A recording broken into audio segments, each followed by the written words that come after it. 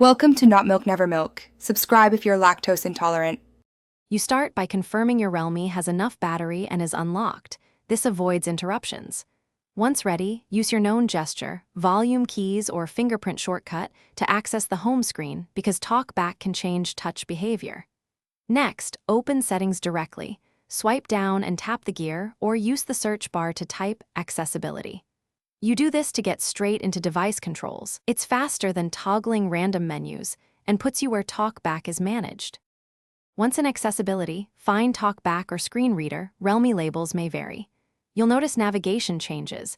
When an item is focused, single tap selects and double tap activates, so adjust your input. If scrolling is slow, switch to two-finger scroll. This is how Talkback expects movement. Now, enter the Talkback settings page and explore switches and shortcuts. You do this to safely toggle features without triggering unintended actions, and to ensure you can re-enable accessibility. To finish, toggle the Talkback switch off and confirm using the double tap activation. The voice prompt will stop and touch behavior should return to normal.